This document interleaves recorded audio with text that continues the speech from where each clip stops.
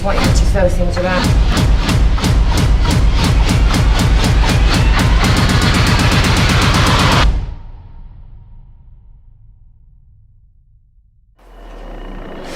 I need food to move back, please, while I release him out. Okay. Please. Can we move all the way back? It's trying to take over my body. Just move all the way. I said move back!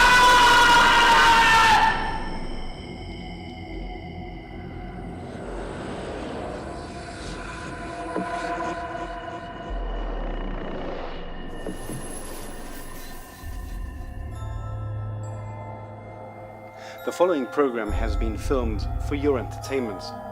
However, viewers may find some scenes disturbing.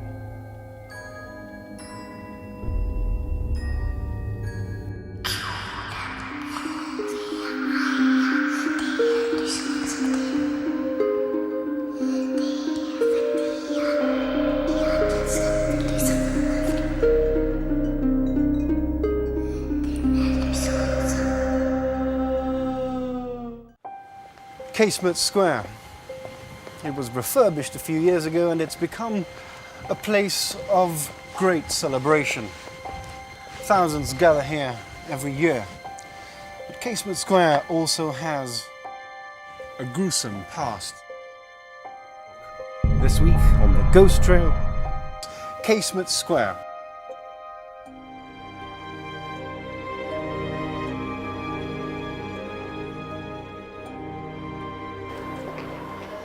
Hello, my name is Michael Scott and I'm the skeptic. Do you believe in ghosts? No, I don't. Why not? Well, at a very basic level, it's just because I've never really seen any evidence to suggest that ghosts exist. Hi, my name is Karen Potter. I'm a believer and a member of the Gibraltar Paranormal Society. Do you believe in ghosts? Yes, I do. But it all depends on the terminology of ghosts. But yes, I do believe that there is something out there, what's considered to be the supernatural, really. Perhaps the most gruesome aspect of Casemates Square is that it was one of the most famous locations for public executions. And that fields a very powerful image in the mind. And we're going to see what we can find there.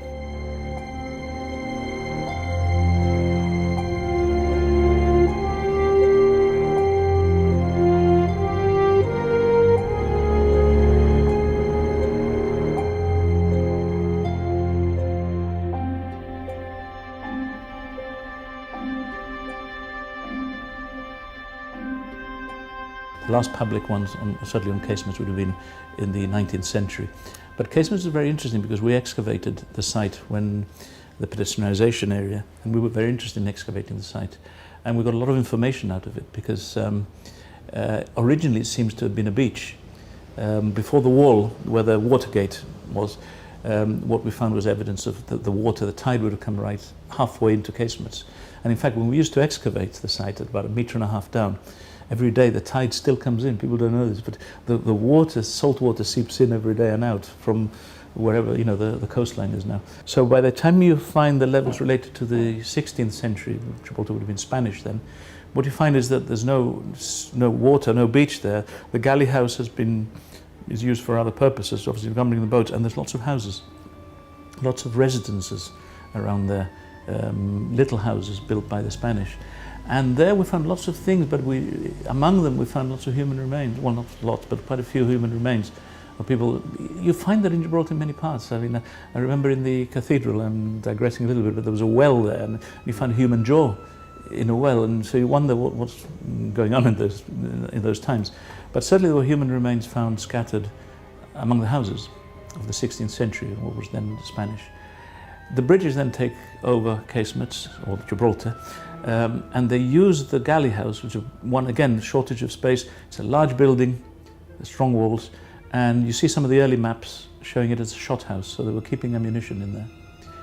And it's only towards the end of the 18th century that they start building bomb-proof barracks, which are the Casemates barracks that we know. And they were completed, I think it's in 1817. Then they were used as barracks for the soldiers, and then it was a parade ground.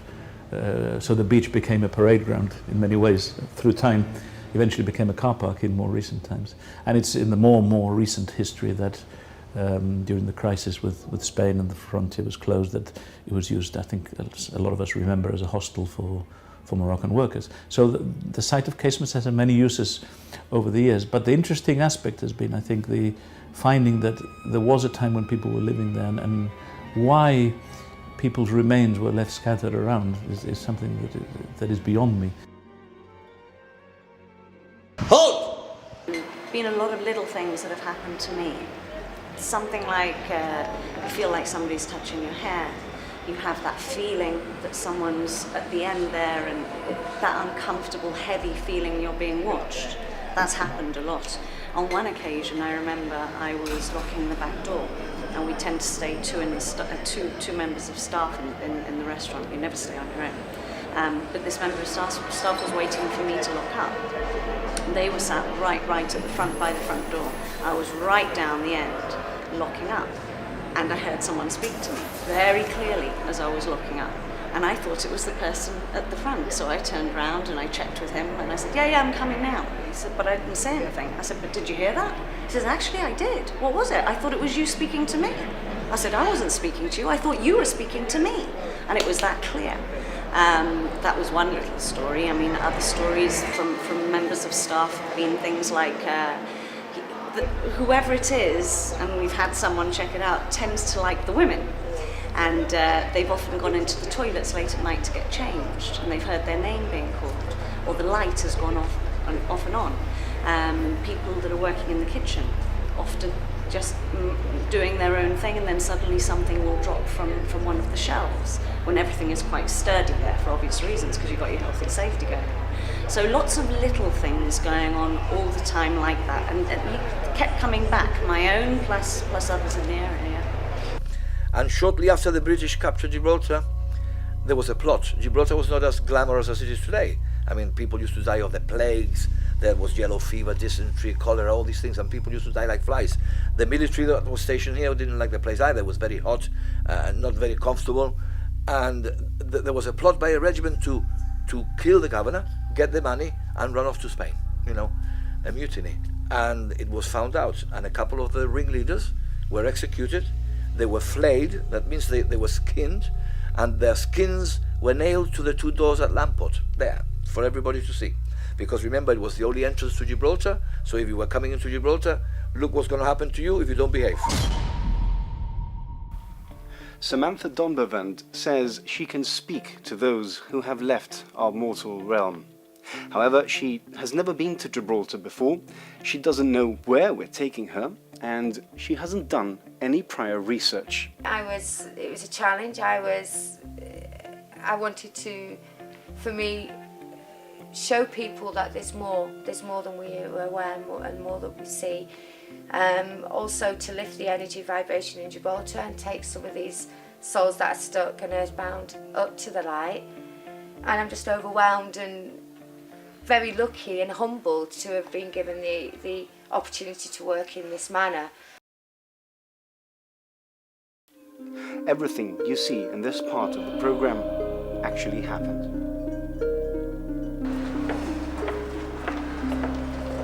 So this is Casemates Square. That energy of shipping things secretly, shipping fine things for money, jewellery, boat, and quite a commanding man. On the right hand side there's something quite significant with the right hand side here.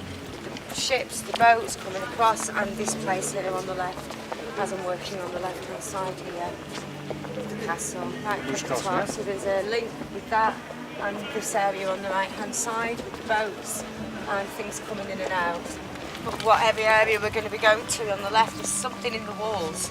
It's as if something's been in the walls or written in the walls or hidden in the walls. Crowds, people just quite happily watching death. So there'd be people who would just be killed, which would have been where different teams, different regiments, different teams, different military, different places that would have all had different segments, is what I get. It's like different squares. It's like a compartment of people. Each corner is representing as I turn around, each area is representing something completely different on the 4 areas. This centre here, I'm filled with, I just see hangings, stones thrown, ropes tied, that type of feeling. You mentioned the word ridicule. Just being killed because there was no understanding. There's just no understanding, just ridicule, laughed at, persecution.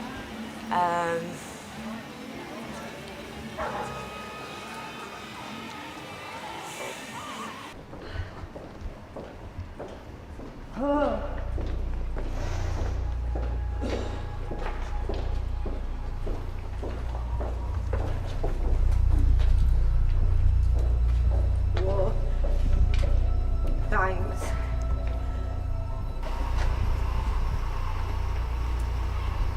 Can.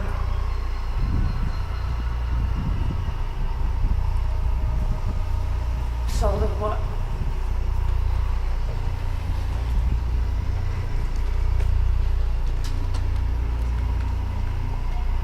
Every time I keep pressing my ears in, it's to silence the death, it's to silence the guns, it's to silence the banging, it's to silence everything. That's all I want is the silence. We're standing meters away from Grand Battery. Where's that? What is that? Just over this wall. And it is. Gun batteries. Okay. It's like a slow death because you can't hear anything. Just can't hear anything. And you've got so many of them like this. For months, so many of them are just like this.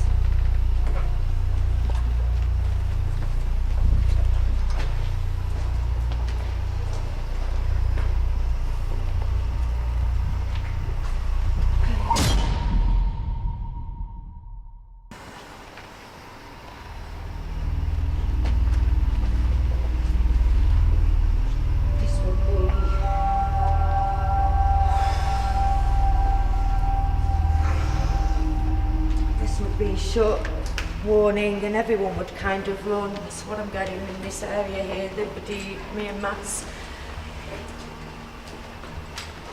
Just thousands of people, as if there's a bomb gone off and everyone's just running. That's what I'm getting right now, just people running through this area, and that was not quite, oh God. Oh.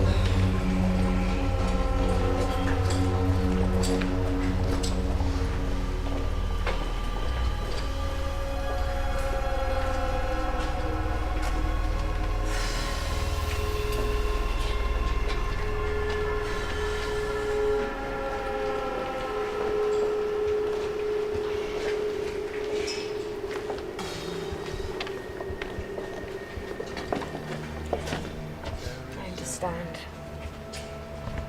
understand this will be going up and rolling, and There is something quite significant that's happened, and it has to do with the doors. yeah, I would imagine I felt something in the doors or on the doors. I'm not quite sure. Can you say that again? I felt something in the doors or on the doors. On the doors. As I was Okay. coming, just stepping there, I felt something in the doors or on the doors. But there's something in there, and I don't. I'm trying to get information, and they're not really forthcoming with it. And a huge platoon is what the word I'd used. I don't know if I'm accurate, but it just seems like a huge platoon of people, like a huge army seems a silly word, but just a huge brigade is the word I'm probably looking for.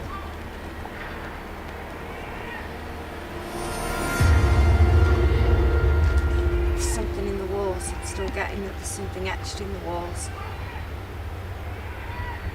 It's coming through really, really strongly.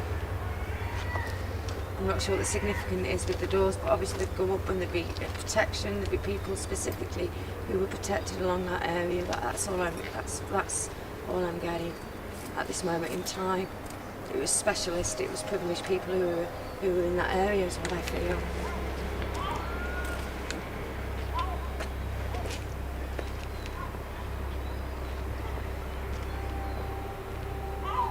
When you say something etched, could it have been written down officially as a sign? There's things that are written within, sacred things, there's things that are written within, but there's also things that were just written. This again, I'm getting in ears. It was as if they had to take the mind off something, a way of taking some of this because they couldn't hear, so there was something else that they had to do.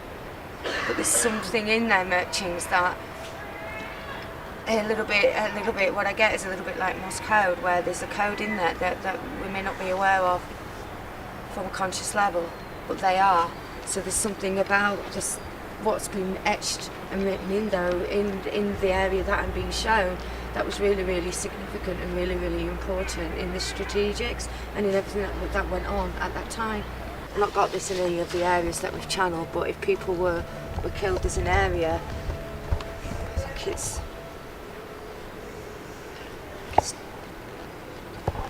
energetically I'm seeing it in the area just to the right. This is stuff. This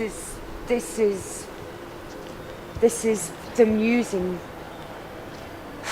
military, killing them, striking them, whatever it was, and then using part of the body parts, the human brain, dissecting, but it's not something that we would have perhaps consciously been aware of, but that's certainly what's being hidden. It's certainly what's being done in this area. I don't like it, put it that way. As some of these souls are channeling, I don't like it. We discussed at another location is that sometimes we perhaps in wanting to fit what Samantha was saying around what we already know, and perhaps then there is something else. We know that in Casemates Square, just outside the tunnel, you have that pit where there have been excavations and human remains were found in there. So maybe we're barking up the wrong tree. What's the significance with this bell? Something of being chimed at some point just before something would have happened. An awareness in the history of this. Because I'm drawn up there. Again, I'm drawn to this area and the link again. Let's go back to the chimes. You said there was some significance to the chimes. As I heard them then. What are you picking up from them? Well, the noise they didn't like instantly, but it would make them move. So there would be something going on. It would be a sign of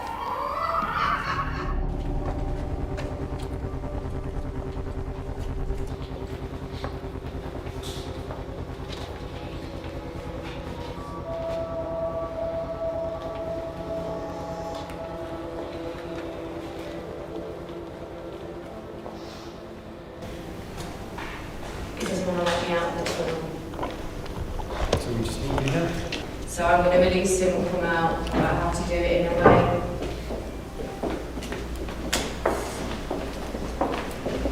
Doesn't want to let me out.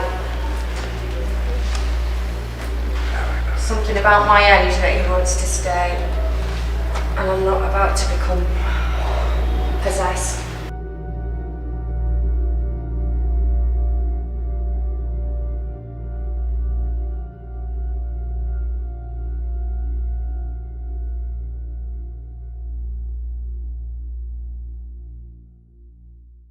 What is it you want to let me release? This isn't your body, it's not your rightful body. I've channeled the information that you wanted me to channel.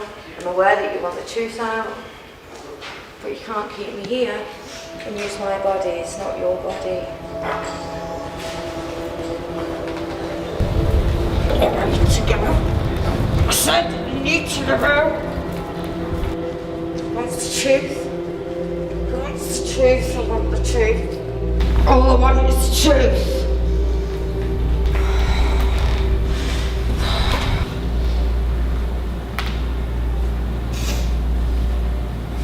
I want you guys to just move back, please, while I release him out. It's making me feel very, very uncomfortable.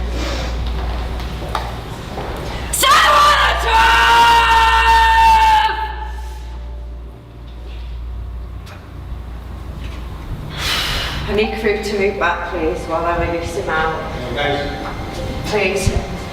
Crew, move all the way back. It's trying to take over my body. Just move all the way back.